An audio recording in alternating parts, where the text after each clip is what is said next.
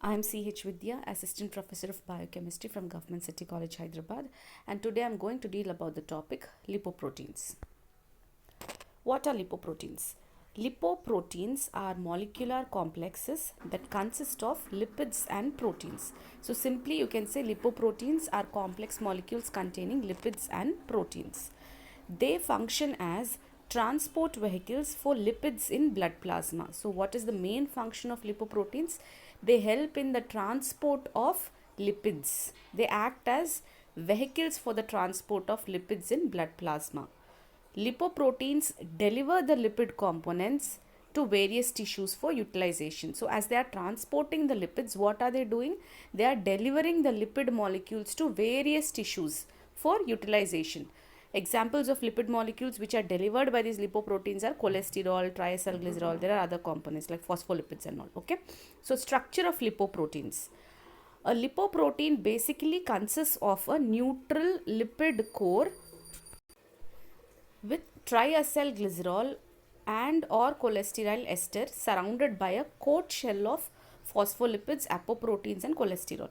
So lipoproteins, majorly if you take core is the center, okay. Center you will have neutral lipids like triacylglycerol and cholesterol esters, and these triacylglycerols and cholesterol esters will be surrounded by a shell of phospholipids, apoproteins and cholesterol. So this is the structure of lipoprotein.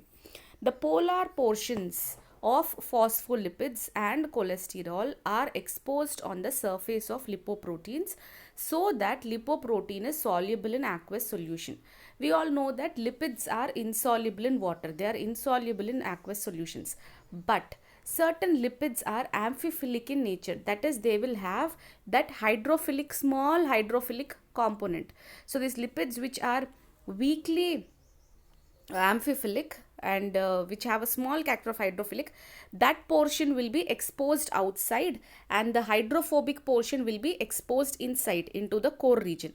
Why? Because the hydrophilic region will help in the solubility of that particular lipoprotein in the aqueous solution. In that way the lipids are arranged in the lipoproteins.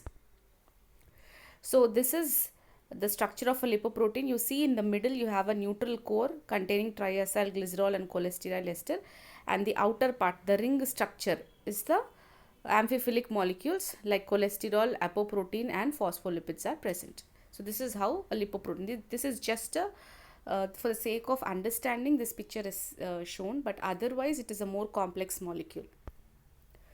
Classification of lipoproteins. 5 major classes of lipoproteins are identified in human plasma based on their separation by electrophoresis.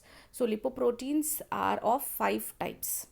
Okay, based on the separation by electrophoresis, the blood plasma was taken and the lipoproteins were separated by electrophoresis, and based on the separation you have 5 types or 5 classes of lipoproteins. First one, chylomicrons.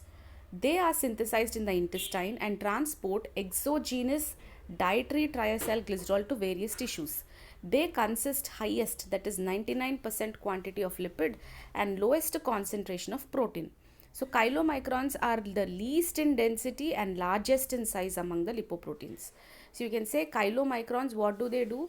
They help in the transport of triacylglycerols from the intestine to other tissues. Now when you take food, it contains lipid, right? So lipid will get digested in your stomach, in the intestine, and you will get simple molecules, that is triacylglycerols. These triacylglycerols have to be transported to other tissues, right? So chylomicron is the vehicle. As I already told you, lipoproteins act as vehicles for the transport of lipids, right? So chylomicrons, what do? They transport exogenous triacylglycerol, that is something which we take from the diet. Okay, something which we take from the diet. So that dietary triacylglycerol is transported by chylomicrons from the intestine to various tissues. So chylomicrons contain 99% lipid and only 1% protein.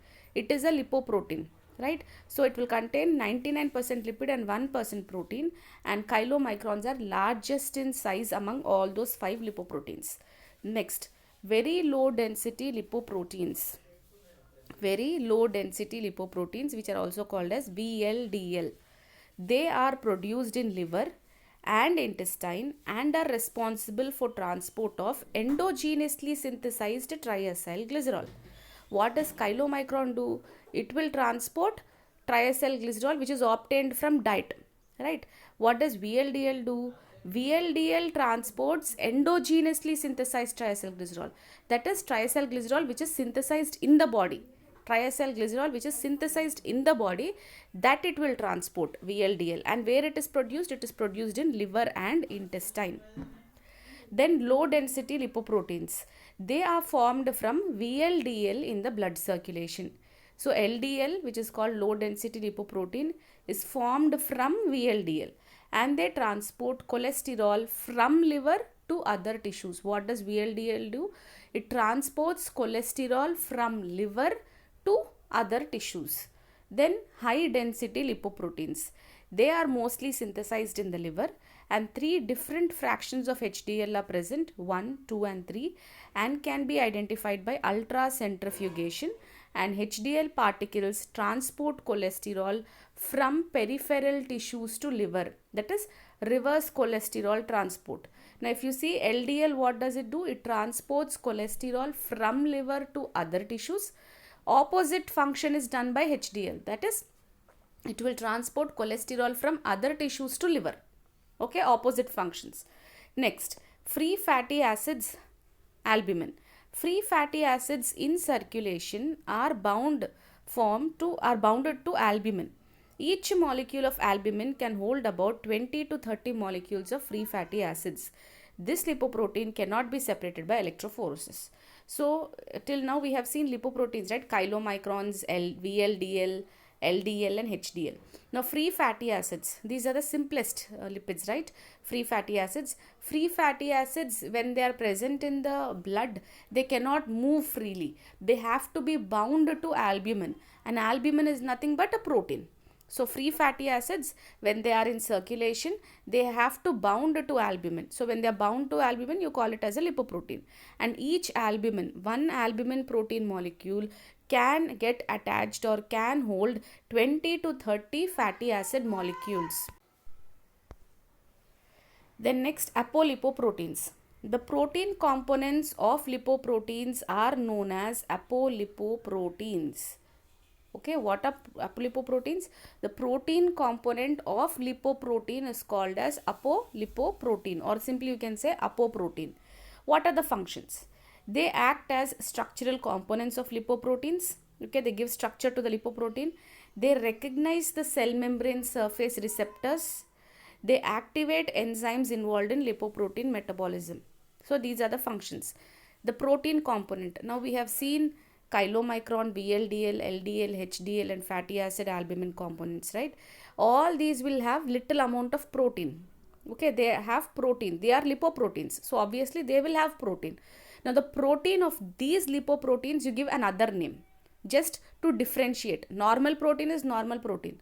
Now the protein which is part of lipoprotein, you give another name, and that is called apoprotein. So what do you mean by apoprotein? If I say what is apoprotein, you should be able to say the protein which is the component of lipoprotein is called as apoprotein, or you can say apolipoprotein. Okay, what are the functions? They give structure to the lipoprotein. They help in the recognition of cell membrane surface receptors. If these lipoproteins have to get attached to a cell surface, it is through the protein component only they can attach to the cell surface. Okay. Next, they activate enzymes involved in lipoprotein metabolism. Every molecule has to get metabolized inside the body. So lipoprotein undergoes metabolism too. So this protein component helps in lipoprotein metabolism. The comparative characteristic features of different lipoproteins with regard to electrophoretic pattern, size, composition, etc. is shown here. So this is how the various lipoproteins differ. Here we are showing the four major lipoproteins: chylomicron, VLDL, LDL and HDL. If you see electrophoretic mobility, chylomicrons will be at the starting position, VLDL pre-beta, LDL beta and HDL alpha positions. These are mobility positions. Next, density. Chylomicrons are less than 0.96, VLDL is little more, 0.96 to 1.006, LDL 1.006 to 1.063, HDL is 1.063 to 1.21. You see HDL, high it is. So high density lipoprotein. Diameter, nanometers. Chylomicrons are 100 to 1000 nanometers. The structure. Then VLDL is 30 to 90, LDL is 20 to 25, HDL is 10 to 20. So size is small. If you see HDL, the density is more, size is small. If you see chylomicrons, the density is less, size is more, right? Then apoproteins. In chylomicrons, the apoproteins present are given certain names. They are A1, A2, B48. In VLDL, the apoproteins are B100, C1, C2, C3, E. In LDL, it is B100. In HDL, it is A1, A2, C1, C2, C3, D and E. So these are different kinds of proteins present in the different kinds of lipoproteins, different kinds of proteins present in these lipoproteins, which are called as apolipoproteins or apoproteins. Then composition. If you see, protein content is less in chylomicrons and more in HDL. You see, chylomicrons have 2% protein. VLDL 10%, LDL 20%, HDL 40%. Okay, so HDL has more protein percentage. Lipid content, if you see, chylomicrons have more lipid content. 98% is chylomicrons lipid content. VLDL is 90%, LDL is 80%, and HDL has only 60% of lipid component. Okay, next coming to lipid components, if you see, the triacylglycerol, cholesterol, phospholipids and free fatty acids are present. Those are the percentages of different lipids present in the lipoproteins. Now from this chart, what you can gain is that for competitive exams, they might ask which of the lipoproteins are larger in size. So you should be able to say it's chylomicron. Which of the lipoprotein has low density? Chylomicron. Which lipoprotein has more lipid content? Chylomicron. Similarly, which lipoprotein has more density? It is HDL, high density lipoprotein. Which lipoprotein has small in size? It is HDL. Which lipoprotein has little lipid component or less lipid component? It is HDL. Okay, so in this way you should be able to understand which is having more size, more lipid content and more density or less density. So this is the picture showing, this is the slide showing a gist of what we have discussed. Lipoproteins, VLDL, very low density lipoproteins. They help in the transport of triglycerides and cholesterol. LDL, it is low density lipoprotein. It is also called as bad cholesterol because it transports cholesterol from liver to other tissues. So if it is more in content, more amount of cholesterol will get deposited in tissues. LDL is important. LDL is important because cholesterol is important. Right, cholesterol, all cells or all tissues require cholesterol, but in a certain limit. So LDL, what does it do? It helps in delivering that cholesterol to other tissues for their functions. But if the LDL content is more, what will happen? It will transport more cholesterol to tissues. When more cholesterol is transported to tissues, more cholesterol will get deposited in tissues, and that is bad. Okay, so LDL, when it goes out of limit, it becomes bad cholesterol. Then HDL, it's called high density lipoprotein, right? And it is good cholesterol. Why it is good cholesterol? Because high density lipoprotein or HDL will transport cholesterol from tissues to the liver. It is removing the cholesterol. So if it is present in a good amount, what does it do? It will remove all the extra cholesterol which is present in the tissues and dump it in the liver. And from the liver, it is metabolized and it is sent out. So HDL is a good cholesterol. So recommended levels are HDL should be more than 40 mg per deciliter.